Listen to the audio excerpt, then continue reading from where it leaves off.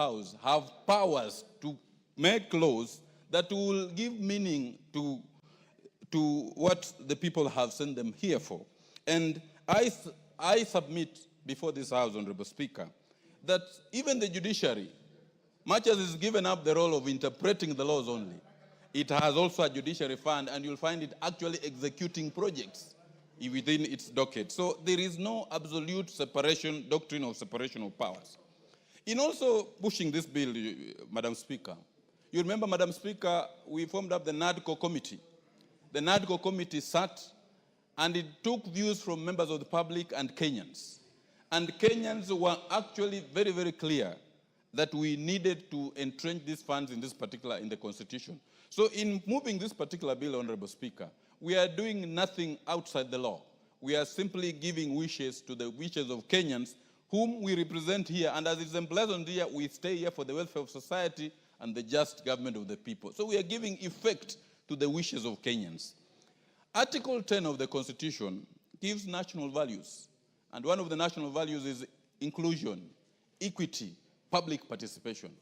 This bill, Honorable Speaker, we took it to the counties, all the 290 constituencies, and 98% of the Kenyans said we needed to entrench this bill, this fund into the Constitution, so that the naysayers can be given a break from taking this assembly and the board to the court each and every time over this particular bill.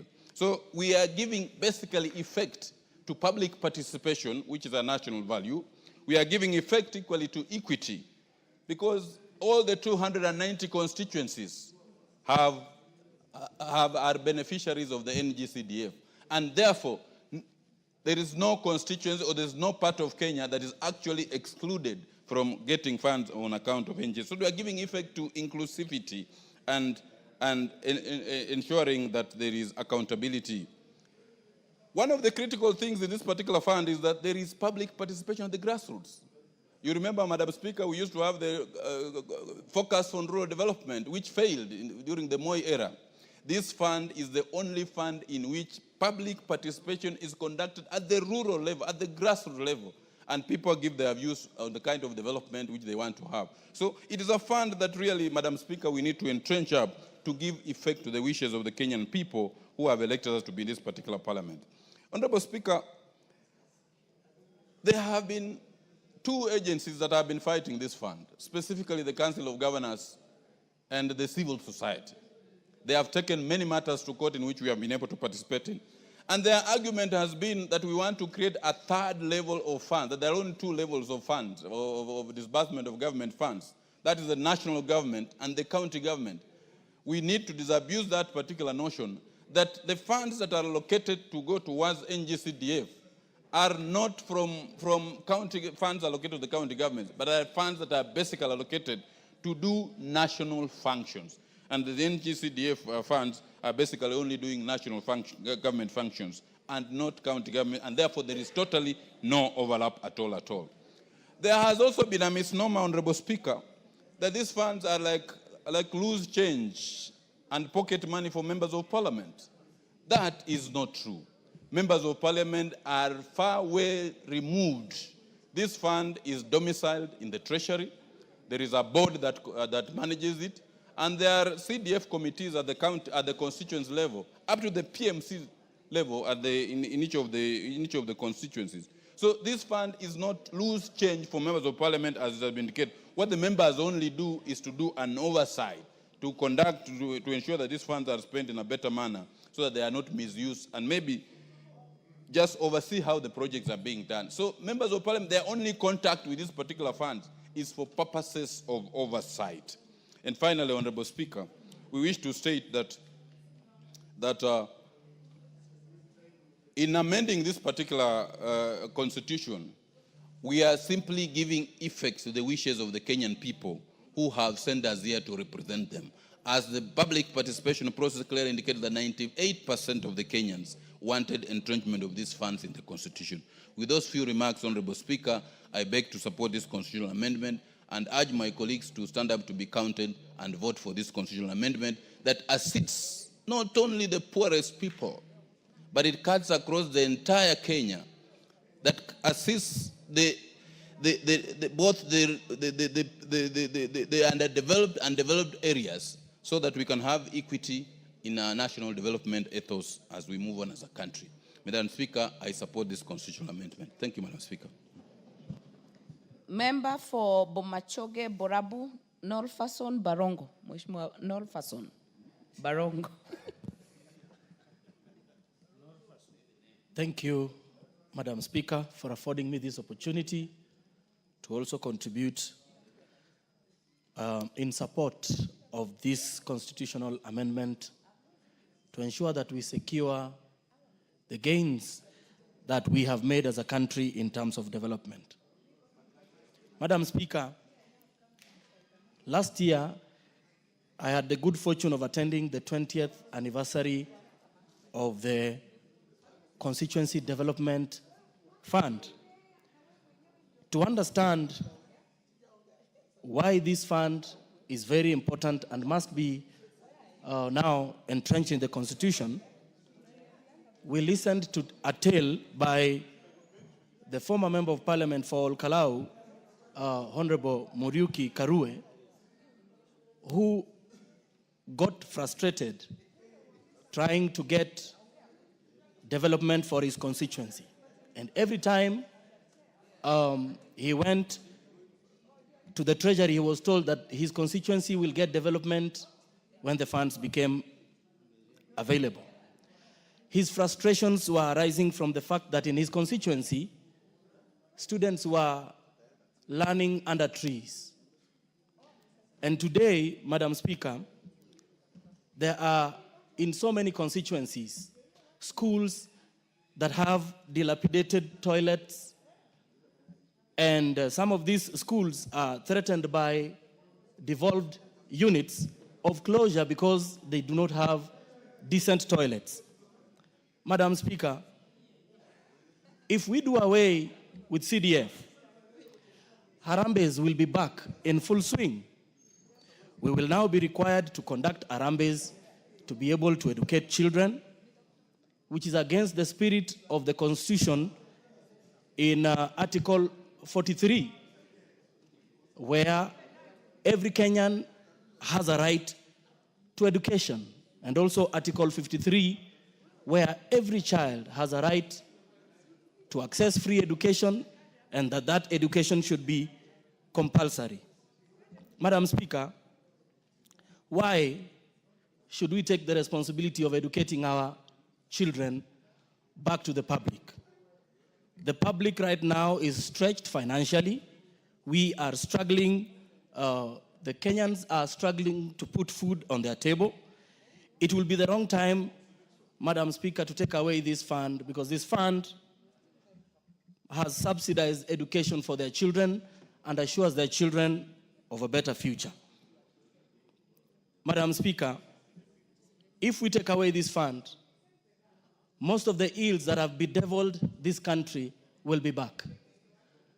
We will be back to making sure that we will be back to politicizing basic services for Mwananchi.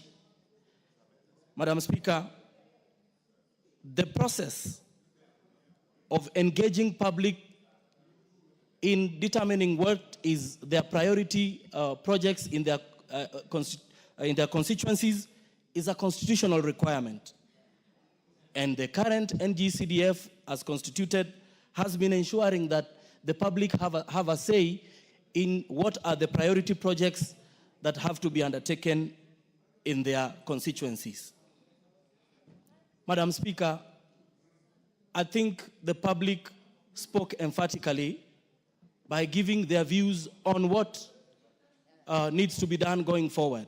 The courts have announced their position that this CDF is currently unconstitutional, and it is upon this House now to make a decision to correct the things that the court has actually raised, so that this fund is now entrenched in the Constitution, so that Kenya can continue to receive the development that ensures that there is equity across the land. For this reason, Madam Speaker, I want to encourage our members, those who are not in the House today, make your way back to Nairobi, make your way back to the chambers, make sure that the overwhelming support we received from the public around the entrenchment of this constitution becomes a reality this afternoon. Madam Speaker, for these reasons, I support this amendment. Thank you. Member for Nthiwa, Honorable Martin Owino. Equally appreciative, Madam Speaker, for the opportunity to say to our friends, the mover, Senior Counsel Tinde Molo, Chepkonga, and also the second, Sir George Murangara. Madam Speaker, there's no one who is saying that CDF does not work. National government CDF works. What we want to do here is to protect what is working for Kenyans, to remain working for Kenyans, and to lock out these busybodies who keep on going to the courts all the time. Madam Speaker, just speaking from my own constituency, and I know it's the same. If I go to Mary Maingi, constituency is the same. Cynthia, the same. Wherever we go, Matthias here is the same. You will see CDF in action and what CDF does. Madam Speaker, in Dewa, where I have 204 schools, 152 primary and 52 secondary schools. Without CDF, before that, children were just sitting in a classroom learning and seeing goats grazing outside. And that is across the nation. Now that has changed because we are building classrooms. We are reducing population in classrooms. Where children used to have 80 in a class, now they are halved. So children are performing better because of CDF. I have testimonies where others have completed their high school and completed colleges. They are back in the community, some as lawyers, some as engineers, giving back to the community.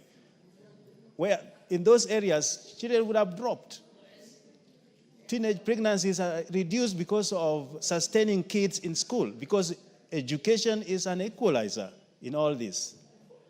What I wonder, and I ask our colleagues to think about, we appropriate money to Ministry of Education. It's the second, actually, in that PEC.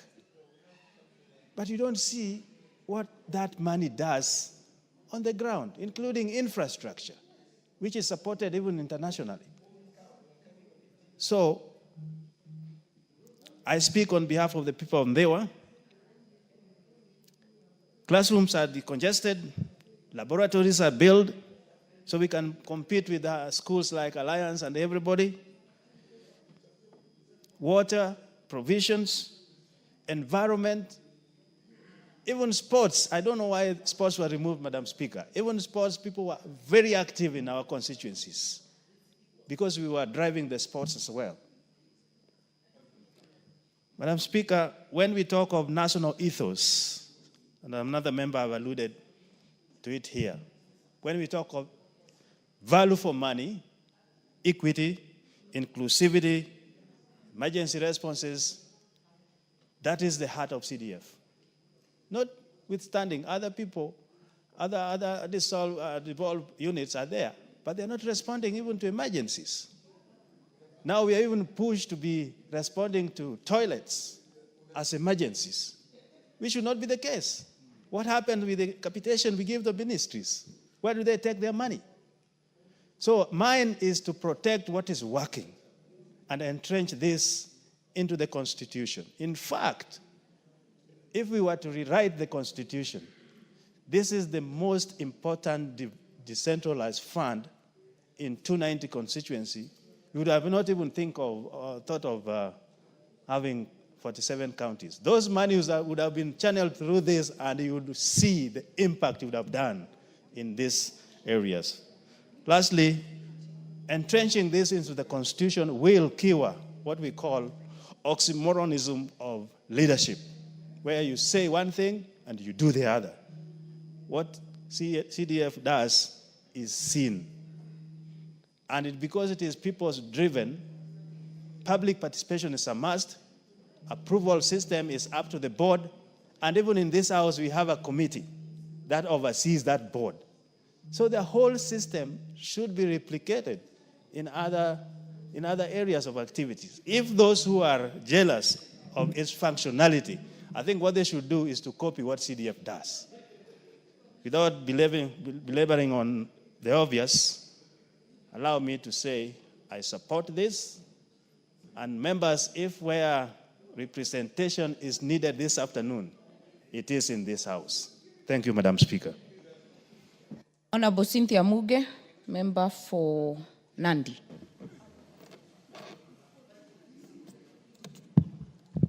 Thank you very much, Madam Speaker, for giving me the opportunity to add my voice to this very important motion on the floor of the House.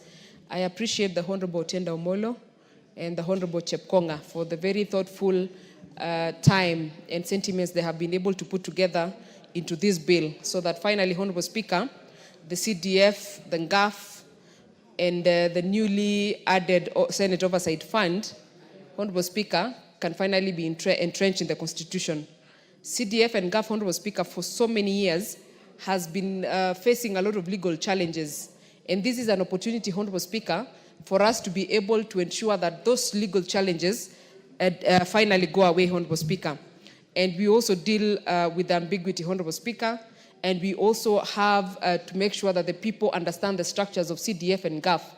Honorable Speaker, it has come to my attention that many people, even the beneficiaries of NGAF and the CDF, Honorable Speaker, do not understand how the structure works. And Honorable Speaker, that is why you hear members, especially the patrons of NGCDF, Honorable Speaker, saying that students text them on their phones.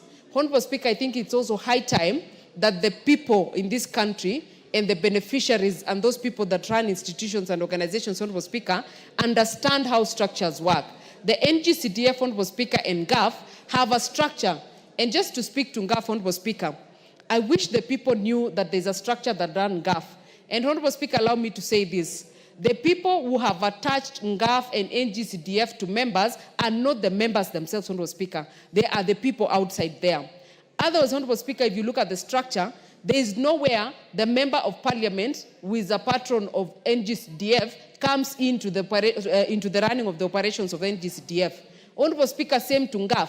Myself, as a member of parliament, Honorable Speaker, being a woman rep, I do not run NGAF. I am just a patron. I am just an oversight authority for NGAF. I make sure that all the monies that have been allocated for NGAF are actually used for that purpose. I ensure, Honorable Speaker, that the percentages that have been allocated for women economic empowerment, Honorable Speaker, are used for that particular purpose. The money that has been ring-fenced, Honorable Speaker, for bursaries and scholarships, Honorable Speaker, are used for that particular purpose. And Honorable Speaker, I must say that I am in full support of entrenchment of NGAF and NGCDF because the importance of those two funds, Honorable Speaker, cannot be gainsaid. Honorable Speaker, before NGAF came in, and before NGCDF came in, for instance, my county, Honorable Speaker, there were no direct empowerment projects that go to the people. But with NGAF, Honorable Speaker, that needs to be entrenched in this constitution, Honorable Speaker, we now have members of the community, the women, the youth, the person living with disabilities, and other vulnerable groups able to access funds, Honorable Speaker, for empowerment. You find groups, Honorable Speaker, in the villages. A group like the Momba Boda Boda group in Tindred, Honorable Speaker, they have 300,000 shillings, Honorable Speaker, that they can use to better their operations as people who operate in the Boda Boda. Honorable Speaker, the Oasis Women Group in Kabiet now, Honorable Speaker, they have the capacity to be able to run their businesses, to be able to have money to invest in business, to be able to get income, and to be able to have money in their pockets, Honorable Speaker. Courtesy of this same NGAF, Honorable Speaker, today, Nandi County is boasting of more than 700,000 seedlings of kahawa that have been given out under the Mama na Kahawa program in Nandi County Honorable Speaker. That program, Honorable Speaker, in the next 3 years, you will be able to see proper fruits. You will be able to see lesser people going to the NGCDF offices, going into the NGAF offices to look for funds, because they can be able to run their, they can be able to pay their school fees, Honorable Speaker. And Honorable Speaker, this is equity that we have always looked for and that we have always asked that we see it in every aspect of this life.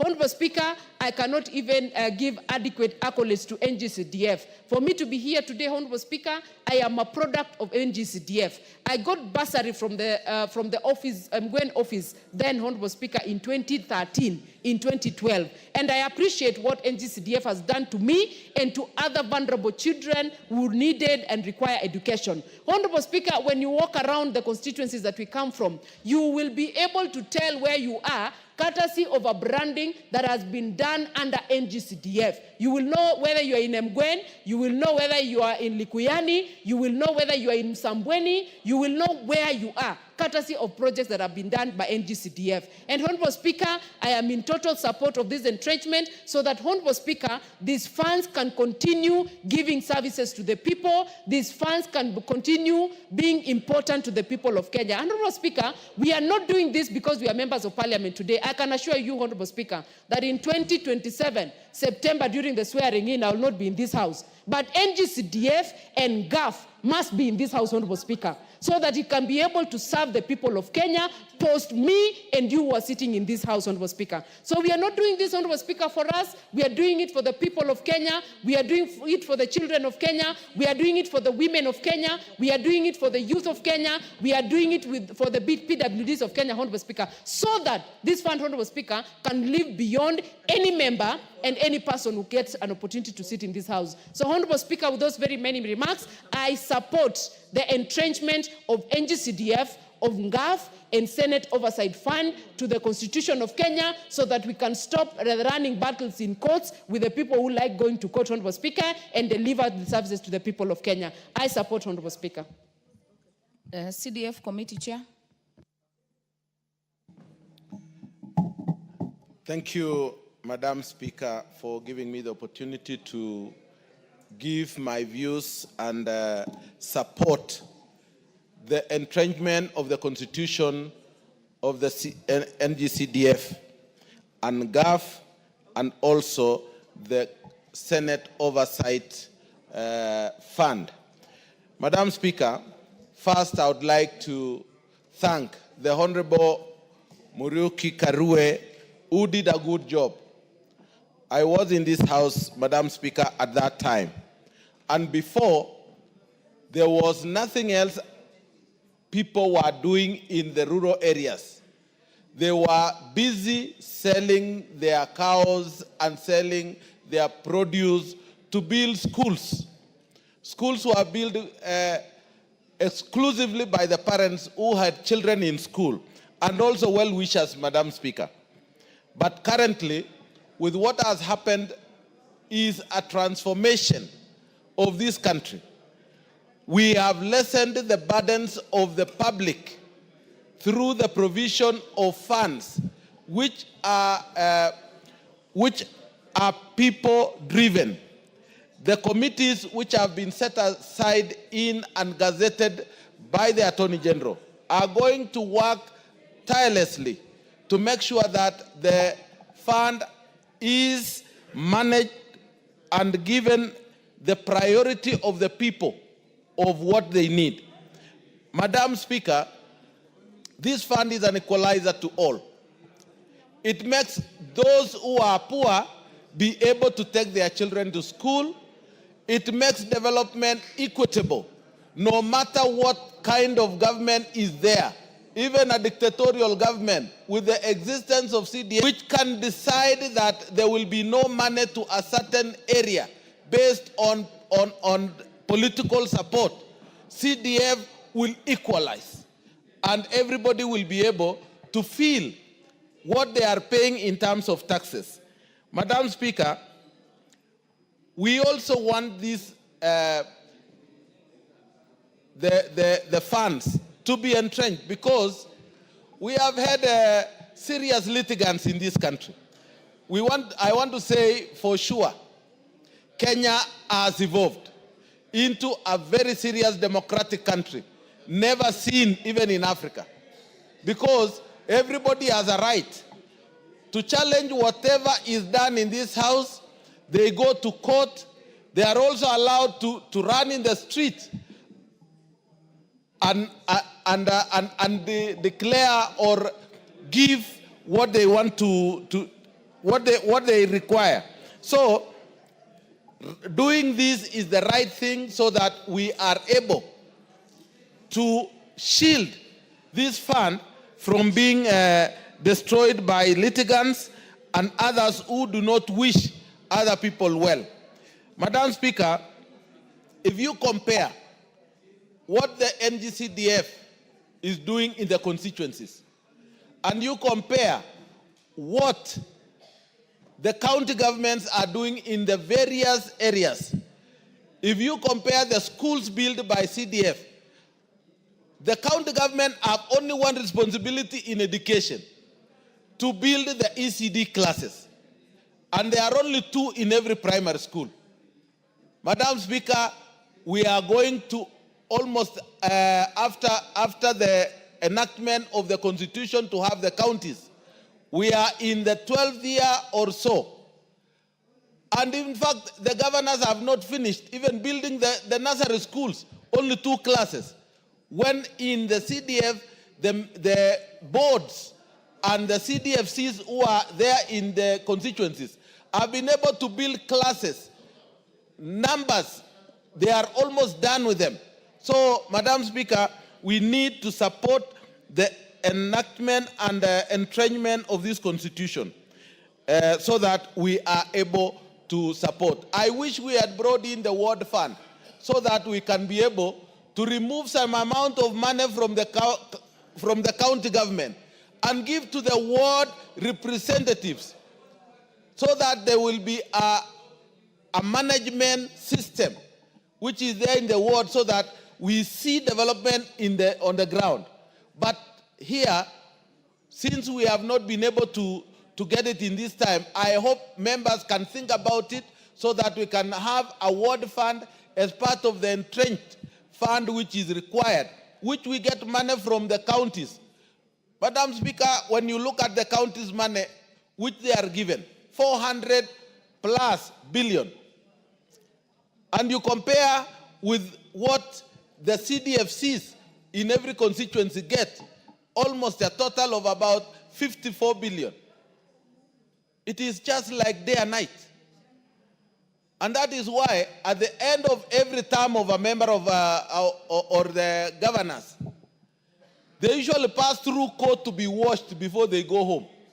So we do not know how we are going to protect the money of Kenyans from being misused. Madam Speaker, the reforms which will be required in these 2 funds after the entrenchment, I wish that members should think about how we shall have to give real strict rules and regulations and the act itself to the board so that they can be able to manage the fund effectively. If we are going to have if we entrench this, we need to think about what do we want to make sure that these 2 funds or the 3 funds are going to go through so that we are able to make it perfect and out of the litigation area. Madam Speaker, we want to say to make Kenyans live better, to make Kenyans have their children go to school, to make development of even the women community in this country and all other disabilities, the only solution is the NGCDF and the GAF, and therefore I wish to support that we do entrench these funds into the Constitution. Thank you, Madam Speaker.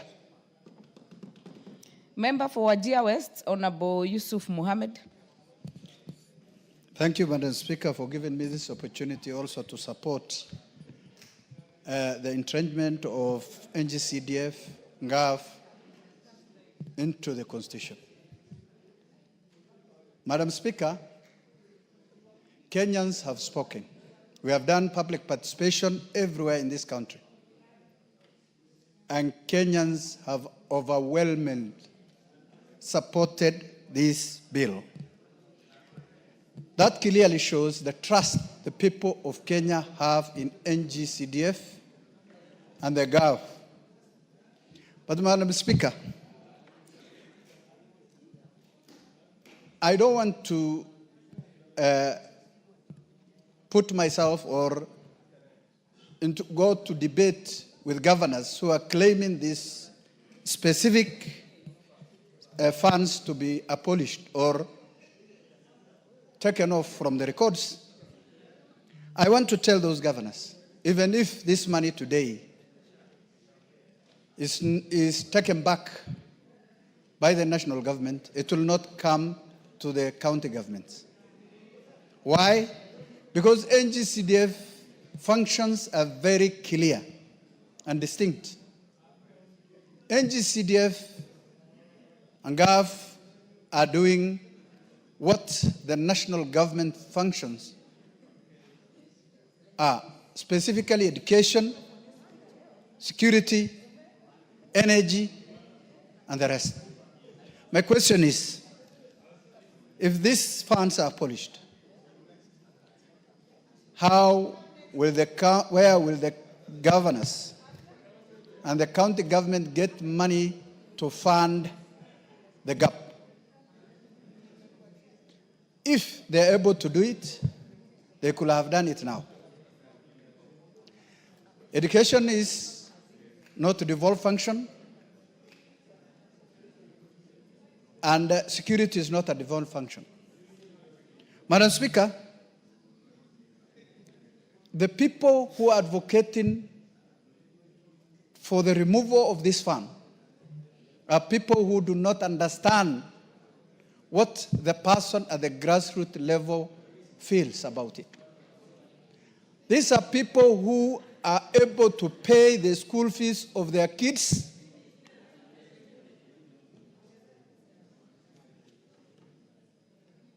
are able to pay the school fees of their kids, who are able to educate their children, who are able to do other things that NGCDF is doing for the people of Kenya.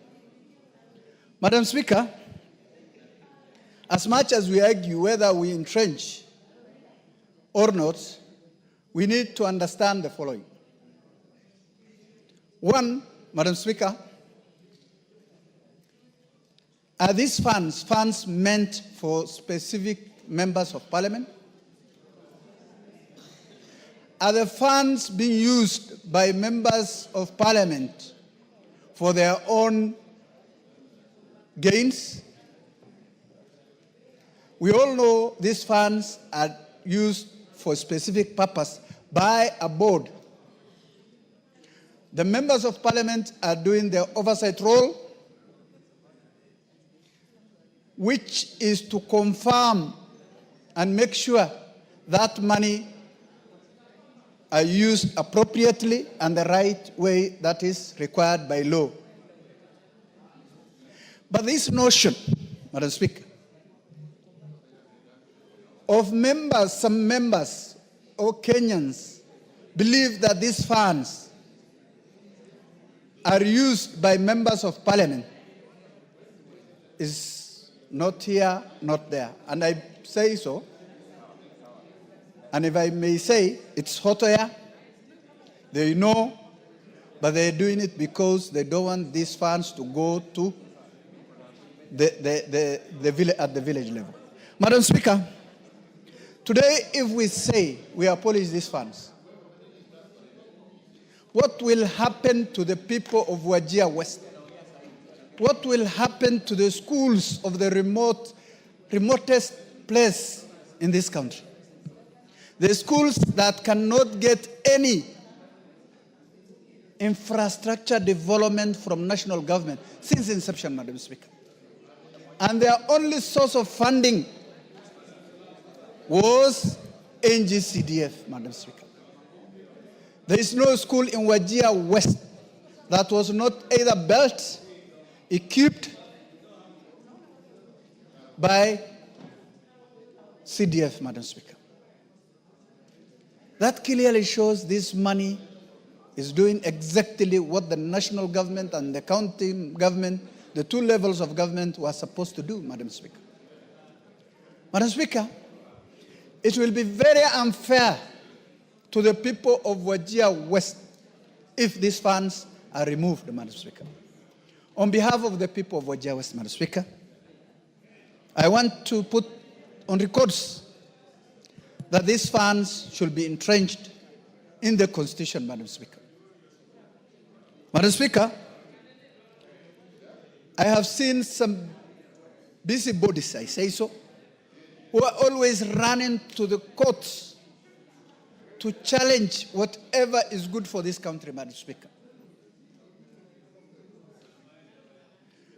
It is unfortunate that even those who are at the corridor of justice or courts to challenge the legality of these funds, Madam Speaker, are coming to members of parliament or going to the CDF board or CDF committee to request for bursaries, Madam Speaker, including the judges, Madam Speaker.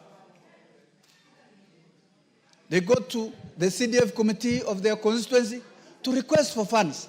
And in that same place, they are here judging against the legality of these funds, Madam Speaker.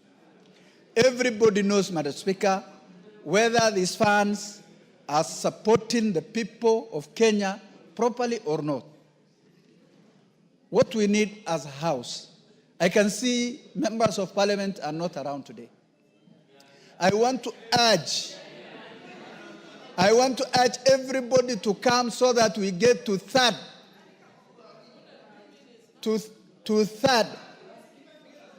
Most of the members of parliament should come and vote. Madam Speaker, I withdraw before. Honorable Beatrice Kemei, what is out of order? Thank you, Madam Speaker. Is it in order for the honorable member to say that members of parliament are not in this house? They are not here. And we are all here, Honorable Speaker. Let him debate on what he wants to say, but not to say that we are not here. Honorable Mohammed has already corrected, and I think what what you mean is that we must attain 2:33 in the afternoon. Yes, Madam Speaker. Madam Speaker, we must attain to 2:33 today so that we entrench this into the Constitution, Madam Speaker. If we are serious about this bill, if we are serious about the people of Kenya, if we are serious about children, our children, we must entrench this bill into the Constitution, Madam Speaker. With those few remarks, I support the bill, Madam Speaker. Thank you for giving me. Honorable member for Nairobi, Honorable Pasaris. Thank you, Madam Speaker, for giving me this opportunity to contribute to the bill on entrenching NGCDF, GAF, and creating an oversight Senate fund as well. Madam Speaker, the first thing I have to say is, first of all, I regret what happened in Nairobi County and across the country yesterday. What was supposed to be a peaceful demonstration was not peaceful. Lots of people ended up losing their lives. So many others were injured. And on top of it, a lot of people lost property. And Nairobi came to a standstill, as did many other parts of the country. And I want to appeal to the civil society organizations and all those that have good, huge followings on social media, that we have only one country. And if we do not respect that we have only one country and the situation that this country finds itself right now, with heightened unemployment, with limited budgets to fulfill the needs of the entire country, just coming out and calling and, thinking it's a beautiful selfie moment. Let's undermine the police service and expect them to serve us. Seeing a policewoman get brutally kicked by the public, seeing another policeman get attacked. I'm not saying that what the police did in terms of exercising, not exercising restraint and shooting innocent participants in the demonstrations. What I want to say is when you push the police to the limits that we are pushing them, knowing that there's one policeman for 500, and when we threaten their own safety, then we are also asking for trouble. And I believe that everybody yesterday is culpable. It's not just the police that shot. Those who also called for these demonstrations and funded them and caused the mayhem that they did. Because if it's peaceful demonstrations, then no county will be on shutdown.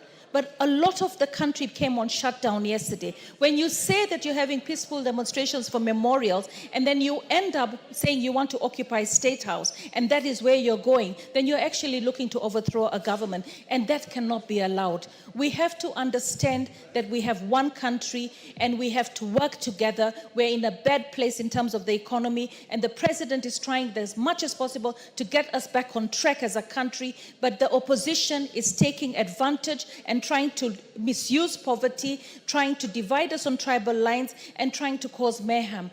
The lives that were lost is not blood on the police hands.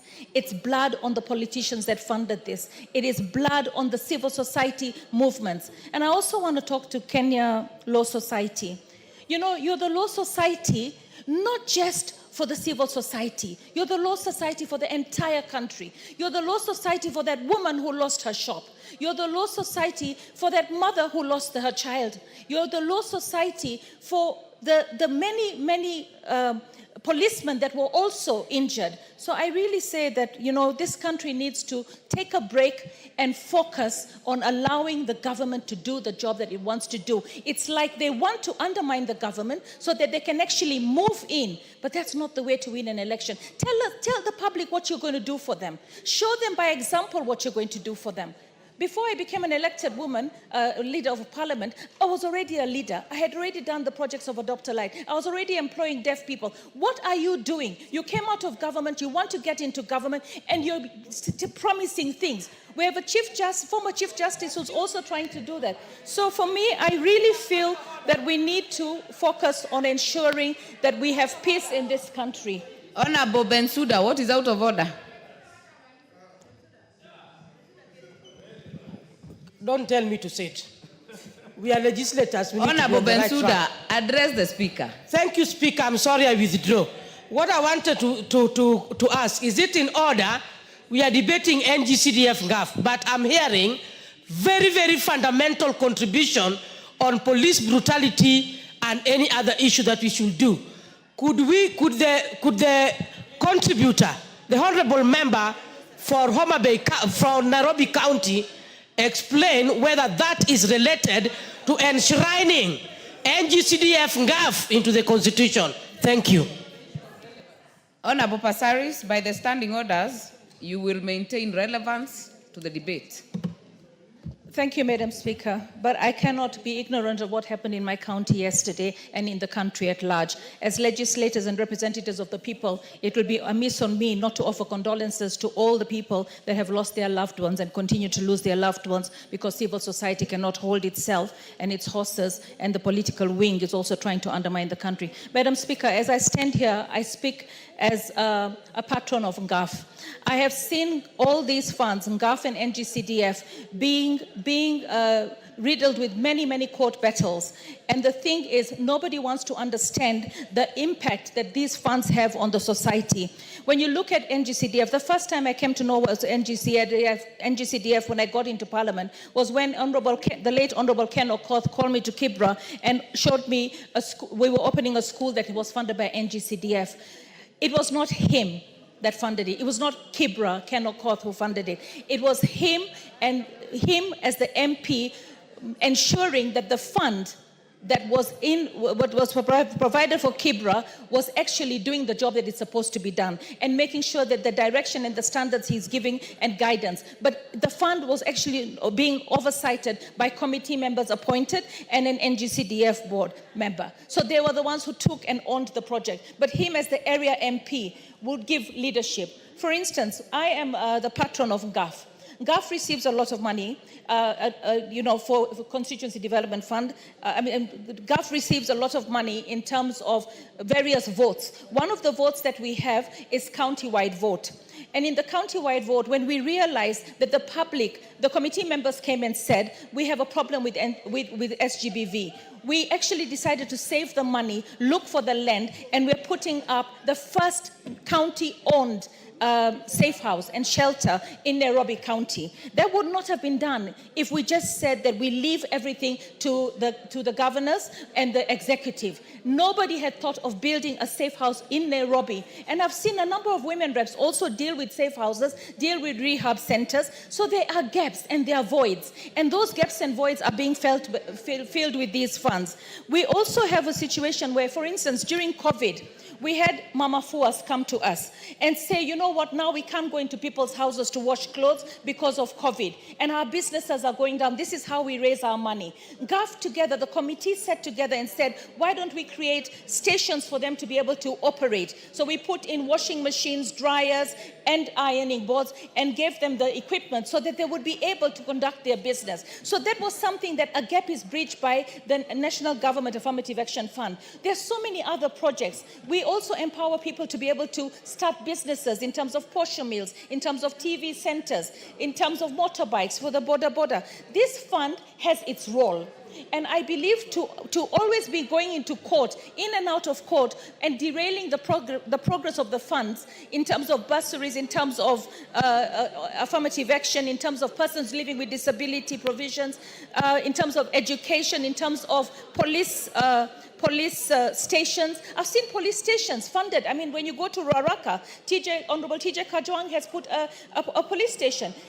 These are gaps. We even had the judiciary once come and engage us as members of parliament in saying, you know, we need courts and we want you to help allocate some money for us to build courts closer to the people. So for me, this fund needs to be entrenched in law so that it stops being taken to and from, so that it can continue the good work that it's done. After 20 years, you come back and say this fund should be gone. Do you know other countries actually want the fund because the MPs are not able to actually see that the grassroots is getting met in terms of its need. So, Madam Speaker, as I stand here, I really hope that we will be able to entrench this into law, and I hope that GAF can also be apportioned to a percentage like NGCDF, so as the economy grows, GAF fund grows. It cannot be a standard blanket 3 billion. It has to be entrenched into law so that we can be able to grow as the economy grows. So I stand here and I support all these funds so that we can be able to effectively deliver what we've been delivering to the grassroots in real time as it's required, through the various structures that have been put in place, where I am just a patron, the MP is just a patron, and we can be able to ensure that our people are served very well. Thank you very much. Member for Nambale, Honorable Geoffrey Mulanya. Thank you, Madam Speaker, for giving me the opportunity to add my voice on this particular bill. Madam Speaker, the fight against NGCDF is not just the fight on the fund. This is a misplaced fight whereby we find many people wants to fight members of parliament. They wrongly direct the anchor onto this particular fund. Madam Speaker, when you walk around the country, you realize the gains made by this particular fund. And especially in my constituency where I come from, in Nambale, we have many schools that have been constructed, new schools that have been brought up using NGCDF. And Madam Speaker, you know that Article 53 guarantees the Kenyan children free basic education. How do you achieve this? It will not be achievable, Madam Speaker, if our children are covering a distance of 2-3 kilometers to go and come back from school. And Madam Speaker, in Nambale constituency, we have earmarked 6 new schools. To achieve this, the only fund that can help the people of Nambale is the NGCDF, that through the national government, we can have the funds available to have these new schools and have our children accessing schools near by their homes. And Madam Speaker, even the judges that sit in these courts and decide on these particular cases, they are products that who came through the schools that most of them came through government schools. But considering the current times, we cannot have that the modern children covering a distance of 3 kilometers to attend school. And that's why we are saying that we should have a fund whereby we reduce this particular coverage for our children so that they can have a lesser distance to attend to the school. Madam Speaker, we note that we have the administrative units. Initially, in most parts of our country, chiefs and assistant chiefs never used to have offices. All these gains made so that our people can be served properly by the administrative units has been made through the NGCDF funds. So when we withdraw this particular fund, because people are saying that the NGCDF is pocket change for the members of parliament, will be causing great injustice to the people of Kenya. So the only option that we have is to have this particular fund entrench the constitution and even increase its allocation so that these particular funds that come from the national government can be applied to development in the rural areas in all parts of the country. Even if we say that the fund offends the doctrine of separation of powers, Madam Speaker, we must appreciate that the funds that are channeled to the NGCDF funds are only applied to the national government fund functions, which is education, security, and administration. So when we say that this fund is withdrawn, the funds will never be applied to the county governments, because the county government, they have their own allocations, and as has been said here, we are 13 years into devolution. But in many parts of this country, you find that there are schools without ECD classes. So the county government or the devolved units, they must first of all concentrate on the funds they have, apply the funds available, so that they allow the national government also to perform their functions. We as members of parliament, we are mere patrons. Our duty is just to ensure that there is equity in distribution of these funds or application of the fund to all parts of the constituency, but we are not involved in the appropriation, we are not involved in the expenditure. Myself, in my constituency, I've never seen an NGCDF check apart from the bursary checks that we normally supervise distribution. So, Madam Speaker, I support the entrenchment of the NGCDF into the constitution so that those busybodies that rush to court will not now rush to court and say that these particular funds are constitutional. Madam Speaker, I support. Very well. The Deputy Majority Whip, Honorable Wako. Thank you very much, Honorable Speaker, for giving me this opportunity to add my voice to this very important debate that is going on. As I also want to thank Honorable Otiende Amolo and Samuel Chepkonga for bringing this. Honorable Speaker, if there is any bill that we all need to participate in, it is this bill, because it touches the lives of our people and especially the vulnerable people. Honorable Speaker, the poverty level in this country is quite high. And the only way that we have managed to get to our people and also help them in their need is through CDF and NGAF money. Honorable Speaker, NGAF money cannot be compared to what CDF is doing or the amount of money that we receive in CDF. However, the impact that even NGAF has had is quite huge. It has transformed lives. We have been able to educate people. We have distributed those items that really matter to the people at the grassroots level. And again, that little money that we have been given has been used very well. Honorable Speaker, there is good accountability and good stewardship under the 47 women reps in this county. That money has also brought equalization in our country, because before, those of us who come from remote areas and far places have not felt the presence of the government. But through these monies, we have taken services closer to our people. We have educated people. We have transformed lives. And Honorable Speaker, when we go to the grounds and empower over 15 women groups, some 10 youth groups, some people living with disability, and you give them a check of 100,000 and empowering them to improve their businesses, then we have created some work for them. They are creating their own wealth, and we are transforming that particular village. Honorable Speaker, when you go to the CDF, the honorable members have done a lot of things. Honorable Speaker, they have provided bursaries, just as women reps have been doing. They have been doing school infrastructure development. They have been doing technical training institute. Honorable Speaker, some of them have been building Kenya medical training colleges, and support also to national administration, things that have not been there before. I have seen them even participating in a construction of Huduma centers.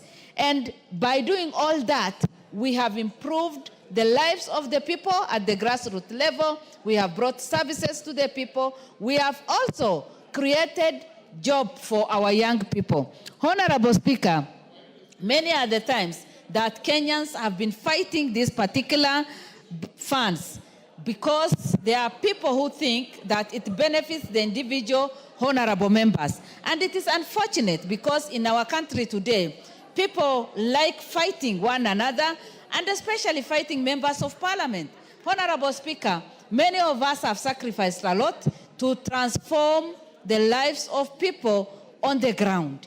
And I want to beg the citizens, please give members of parliament the opportunity to serve you and even serve you better, to serve the country in a better way. Honorable Speaker, if there is anything that needs our support, it is this bill, because we are not doing it for ourselves, but we are doing it on behalf of our citizens. And for NGAF, women reps have suffered because out of the little money we get, many people have been always targeting to cut this or to demoralize women leaders. It is my prayer that NGAF will be even increased so that we will be able to reach out to many other in the villages who need our support. And it is only us who understand the needs in the villages, and especially the needs of women, the needs of young people, the needs of people living with disability. With those few remarks, I support. Thank you. Bishop Kosgei. Thank you, Madam Speaker. I also, on the onset, wish to support this bill to have NGCDF and GOV entrenched in the Constitution because of two things, Madam Speaker. Number one is the impact of these funds since its establishment several years ago, how it has impacted on the people. It has been said, Madam Speaker, that you cannot deny citizens a right they have enjoyed legally. You can only enhance it. Secondly, the impact of this fund can be seen, Madam Speaker. Also, to have it entrenched in the Constitution is the best way we can enhance this particular fund because it is benefiting the citizens of this country. Number two, Madam Speaker, the reason why I support this particular fund and funds is the issue and intention of devolution. The very spirit and intent of the Constitution, by bringing in devolution, meant the transfer of power and resources closer to the people.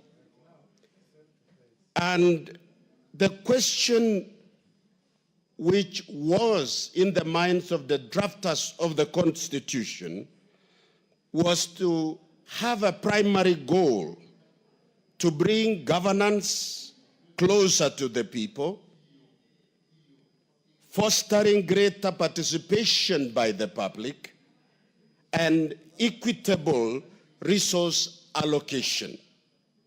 Madam Speaker, the question before us should not be whether or not we should have NGCDF or NGAF, but how do we enhance devolution? And this is one way of doing it, taking resources and the right of citizen to participate in an equitable manner closer to them by legal and practical means.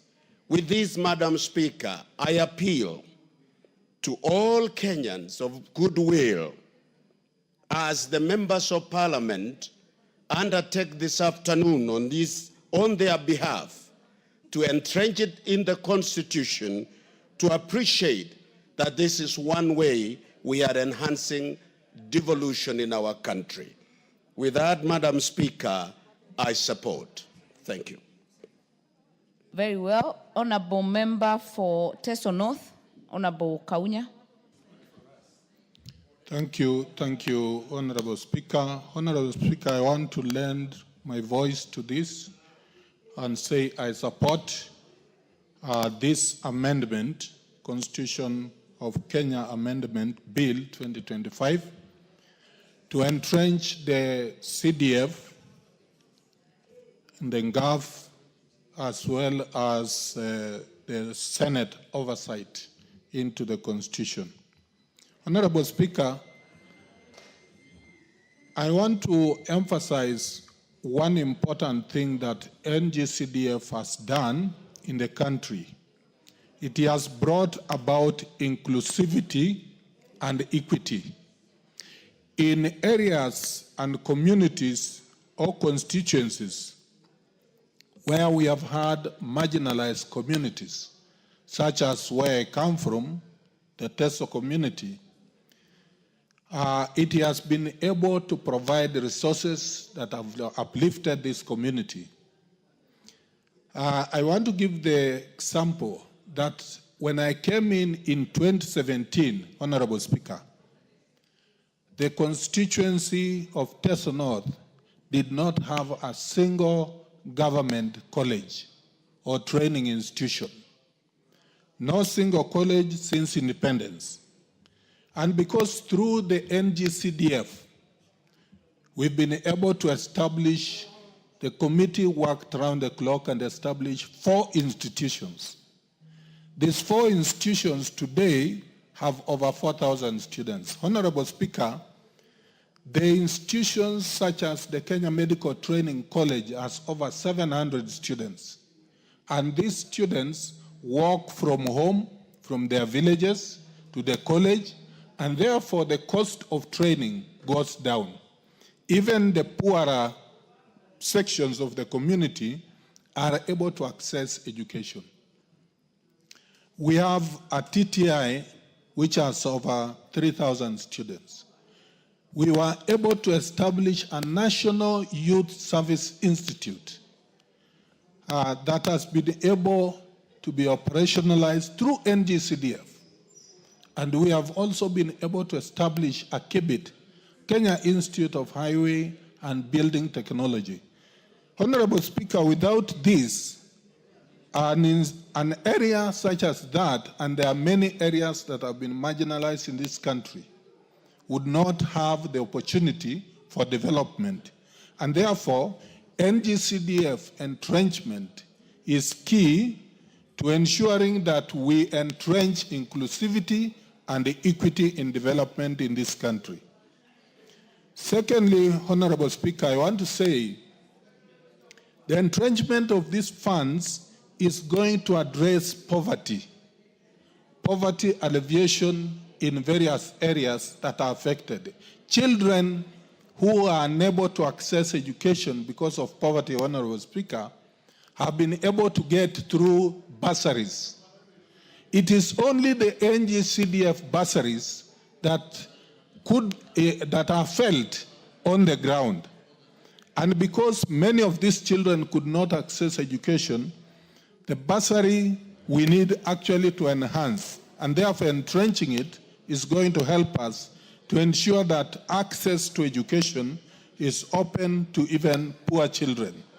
Honorable Speaker, again, if I give the example of my constituency, we have had more than 2,000 students sponsored, fully sponsored by CDF in various colleges and to undertake different courses. At the same time, we see that in terms of bursaries, we have had more than 30,000 who have been able to benefit from bursaries, and therefore they are kept in school, they are able to perform. Honorable Speaker, apart from construction of infrastructure and schools and the sponsorship for these children, the CDF fund particularly has done a lot on schools in the improving infrastructure of schools. And Honorable Speaker, in this particular fund, I support the idea of entrenching because, again, Kenya has been experimenting on these development strategies or ways by which we progress as a country. At the independence, you'll recall, Honorable Speaker, we had the sessional paper number 10 of 1965 on African socialism and its application to development in Kenya. One of the things that we were trying to experiment then is to see how best we can achieve equity, development, and of course distribution of resources as well as political devolution of sort. We had talked of regionalism that time. Over time, in the 80s, you'll recall, Honorable Speaker, we had the district development committees. Honorable Speaker, I happen to have been one of those days of when we had the DDCs.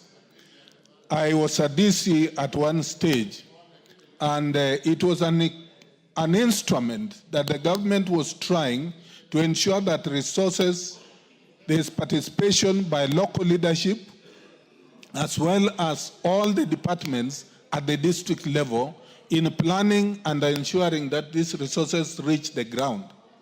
This particular DDC, after the devolution brought in now the counties. The whole experiment of counties and the whole experiment of what we have been applying, that is the CDF, is actually a progression. Honorable Speaker, I want to support that as of today, the NGCDF particularly has proved to be a fund that is working. And therefore, we need to entrench it in the Constitution, as well as we have now counties as devolved units. I wish that this Honorable House will come back after entrenching this. We should be able to consider entrenching the Ward Development Fund, and this Ward Development Fund will ensure that the devolved funds that go to counties, Honorable Speaker, can reach to the grassroots. So as the Constituency Development Fund, which is national government funds, reach the constituencies, we also want the ones that are in the county government to reach the wards. And therefore, the public will really feel the development that is required. So, Honorable Speaker, I thank you for giving me this opportunity, and I support the entrenchment of NGCDF, the NGAF, as well as the Senate Oversight Fund in this constitution. I also want to urge all members, let us all turn up and give the 2/3. Thank you, Honorable Speaker. Member for Mandera, she has walked out. Member for Kwanza. It's a lovely opportunity. First and foremost, I want to take this opportunity to thank the two members of parliament, Honorable Chikonga and Otieno, for coming up with this so that can entrench the NGCDF into the constitution. Madam Speaker, without going, I think we have talked so much about it. And those who are opposing this particular NGCDF, CAF, and of course the oversight fund by the senators are those staying in Nairobi. I can tell you, they don't even go home. They don't even know what is happening at home. You ask, and I met one of them, a very senior lawyer, and asked him, how have you been? Oh, how's home? He has not been at home to see exactly what NGCDF has done, what CAF has done, and oversight has done.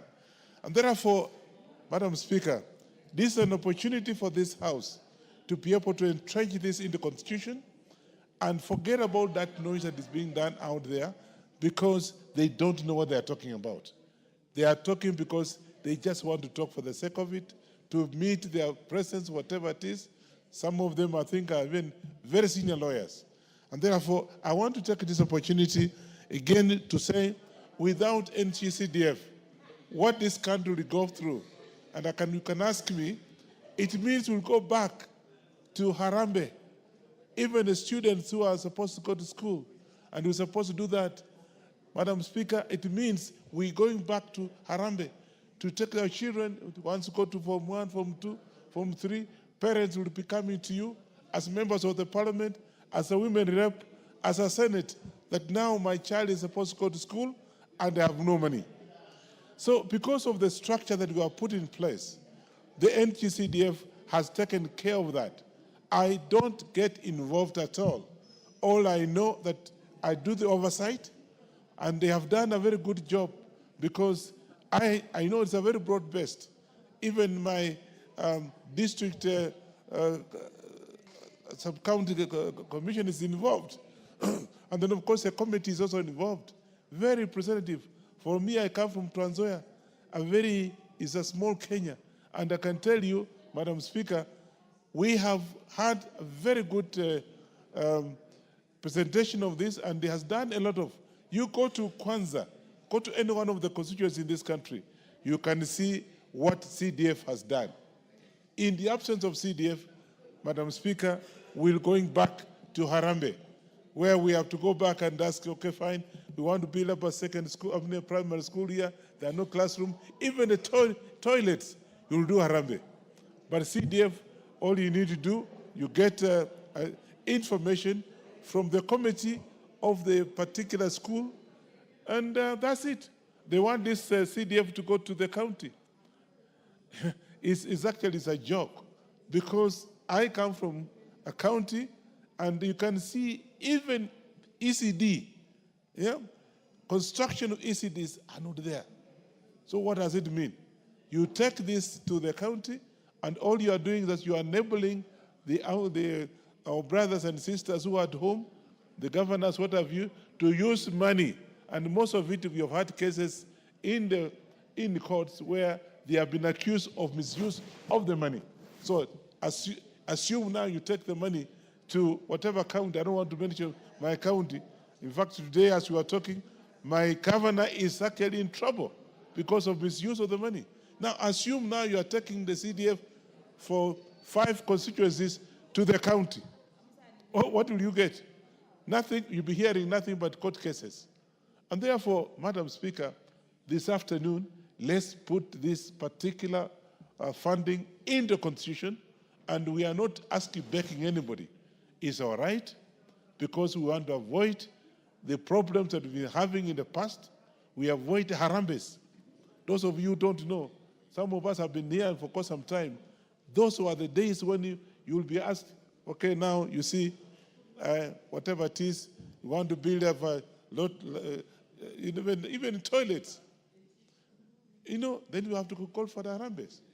That again is not something that we have to go forward, and therefore this is an opportunity for us this afternoon, Madam Speaker, for each one of us to be able to come and please let's vote for this so they can be able to entrench this into the Constitution.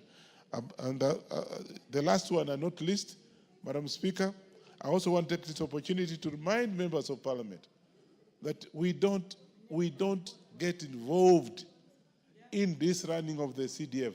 All we do is oversight. And I've not heard anybody being taken to court because he used the money from the CDF. None, or a CAF, or even the senators. So again, we'll be able to assist the senators to be able to do the oversight in our sub-counties and counties, and therefore we pass this afternoon so we can go a way forward. May I take this opportunity to say thank you very much for the opportunity and the support. Thank you very much. Unfortunately, members, our time for the morning session is up. We take note that there is a lot of interest, and I have requested the clerk to note members who have been queuing. As long as you'll be in the House, you'll get the first opportunity in the afternoon to make your contributions. Order, members. And the time being 1:01 p.m., this House stands adjourned until Thursday, 26 June 2025 at 2:30 p.m.